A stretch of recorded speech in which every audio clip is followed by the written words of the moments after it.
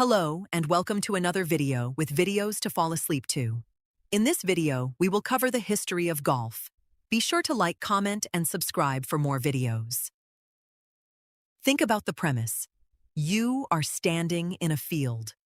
Your objective is to knock a ball that is 1 168,000ths of an inch in diameter into a hole just 4¼ inches wide. And that hole is 1/4 mile away, over water, through trees, buried in sand.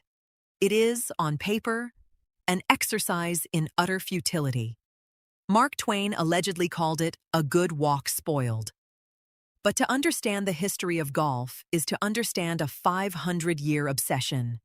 It is a story that begins in the freezing, windswept dunes of Scotland, traverses the Atlantic to the manicured lawns of American country clubs, and explodes into a multi-billion-dollar global industry. Let us take a walk down the fairway. Act 1. The Shepherds and the King's Ban. We must start in Scotland, specifically the eastern coast, in the 15th century.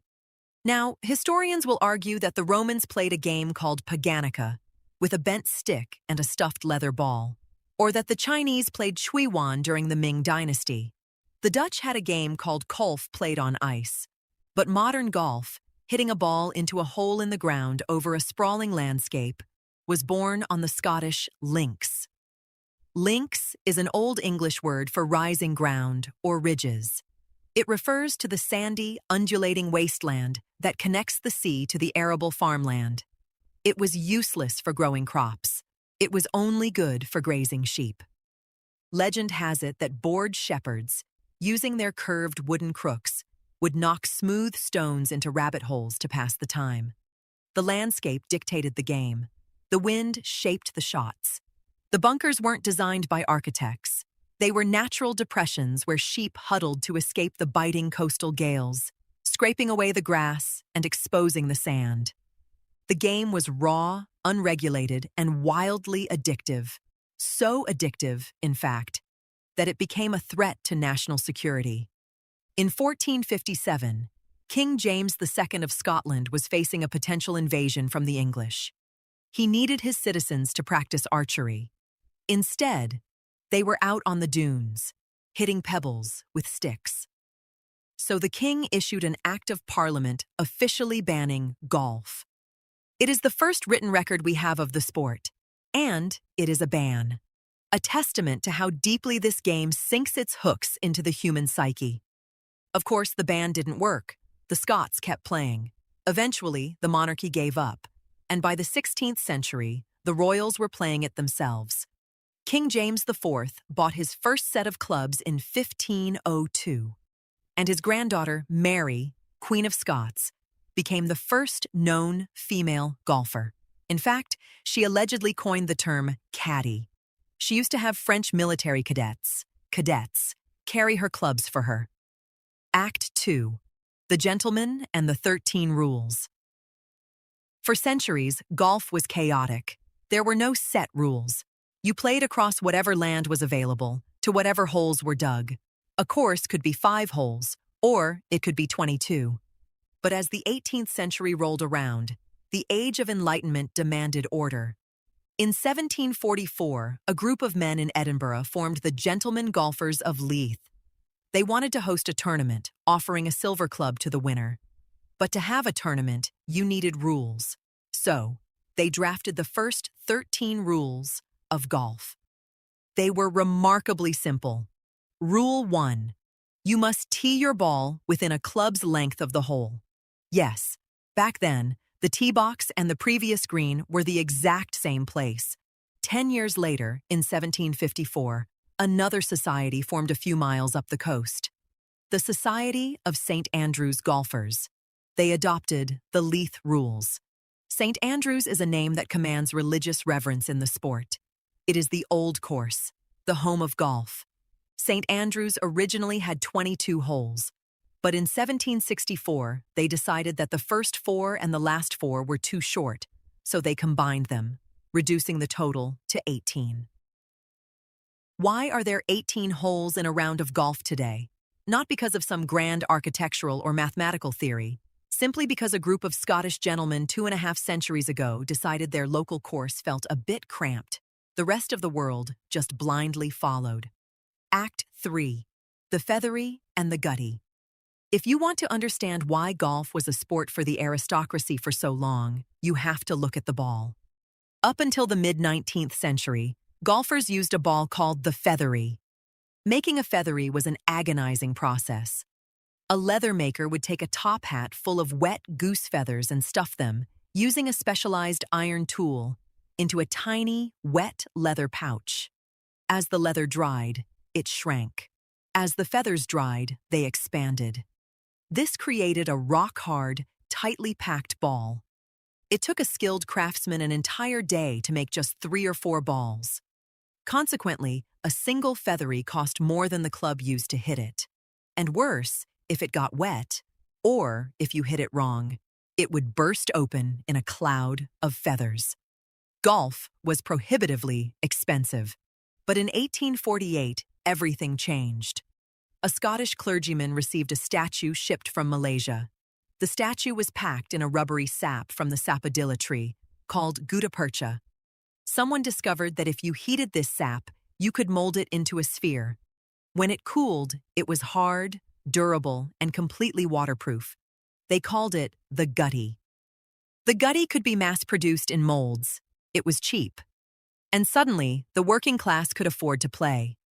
This technological leap birthed the modern era of the sport. It forced the evolution of clubs, replacing long, delicate wooden-headed clubs with durable iron heads that could withstand the impact of the harder ball. The gutty democratized golf. Act 4. The Old Man and the Boy. With the masses now playing, the sport needed champions, and it found its first true legends in a father and son from St. Andrews. Old Tom Morris and young Tom Morris. Old Tom was a greenkeeper, an equipment maker, and a 4-time winner of the newly created Open Championship, the oldest major tournament in the world, first played in 1860. Old Tom looked like a biblical patriarch, with a massive white beard. He practically invented modern course design, standardizing the 4.25-inch hole and introducing the concept of top-dressing greens with sand. But his son was a supernova. Young Tom Morris didn't just play golf, he attacked it. While the older gentleman played a cautious, sweeping game, young Tom swung violently, snapping the shafts of his clubs with sheer force. He won his first Open Championship at the age of 17. He won it again at 18. And again at 19. He was so dominant, they had to retire the original championship belt because the rules stated that anyone who won 3 times in a row got to keep it forever. He was the first true rock star of the sport. He drew massive crowds. He charged appearance fees. But golf, like life, is cruel. In 1875, while playing a match, young Tom received a telegram. His pregnant wife had gone into a difficult labor. He rushed home, but by the time he arrived, both his wife and his newborn baby were dead. Young Tom Morris was 24 years old. He never recovered. He stopped playing, began drinking heavily, and on Christmas Day of that same year, he died. The official cause was a pulmonary hemorrhage. But all of Scotland knew the truth. The greatest golfer in the world died of a broken heart. Act 5. Crossing the Pond and the Working Class Hero. As the 19th century ended, the Scottish professionals began exporting their game. They traveled to England, to the colonies, and crucially, to the United States. In 1888, a Scottish immigrant named John Reed invited some friends to a cow pasture in Yonkers, New York, and laid out 3 short holes. They called themselves the Apple Tree Gang and formed the St. Andrews Golf Club, widely considered the oldest continuously operating golf club in America. By 1894, the United States Golf Association, the USGA, was formed. Golf in America exploded, but it was strictly the domain of the ultra-wealthy. It belonged to the Vanderbilts and the Carnegies, played on pristine, exclusive country clubs built to keep the working class out. The British still ruled the sport. Their professionals were gods. American players were considered wealthy amateurs, a novelty act. Until the 1913 U.S. Open. The tournament was held at the Country Club in Brookline, Massachusetts. The heavy favorites were two British titans, Harry Vardon and Ted Ray. They were expected to cross the Atlantic, claim the trophy, and leave. But a 20-year-old local boy entered the tournament. His name was Francis Ouimet. Ouimet was not wealthy. He lived across the street from the course. He was a former caddy, a working-class kid who taught himself to play by hitting stray balls he found in the woods. Because he couldn't afford a professional caddy for the tournament, he hired a 10-year-old truant schoolboy named Eddie Lowery to carry his bag. It was a David and Goliath story, too perfect for fiction. Through sheer, unyielding nerve, this 20-year-old former caddy tied the two British legends after 72 holes.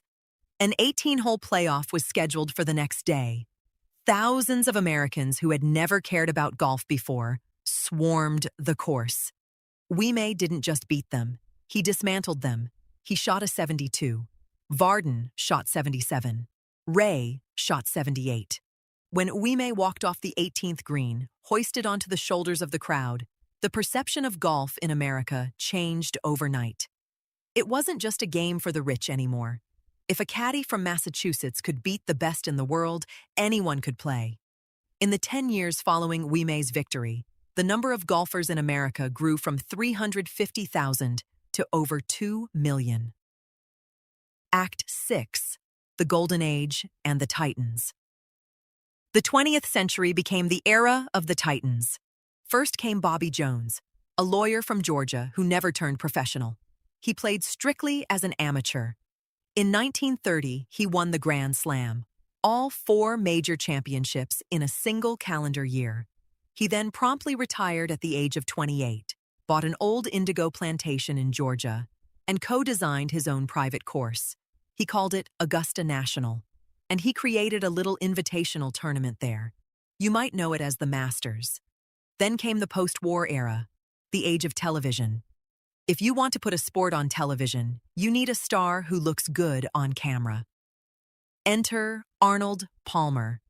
Palmer was the son of a greenkeeper. He was handsome, charismatic, and he didn't swing the club with a smooth, gentlemanly rhythm. He slashed at it. He hitched up his pants, smoked cigarettes on the fairway, and played with a swashbuckling aggression that thrilled audiences. His fan base, Arnie's Army, followed him by the thousands. He made golf cool. But Palmer's dominance was soon challenged by a young, stocky, blonde kid from Ohio named Jack Nicklaus. The Golden Bear.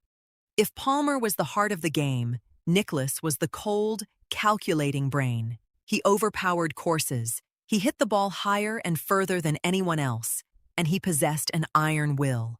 He won 18 major championships, a record that still stands like a monolith today. And we cannot forget Ben Hogan, a man of such intense, terrifying focus that fellow players were afraid to speak to him. In 1949, Hogan survived a head-on collision with a Greyhound bus, throwing himself in front of his wife to save her. Doctors said he might never walk again. 16 months later, his legs heavily bandaged and in agonizing pain, he won the U.S. Open. Hogan found the secret of golf in the dirt. He believed perfection was achievable through relentless, punishing practice.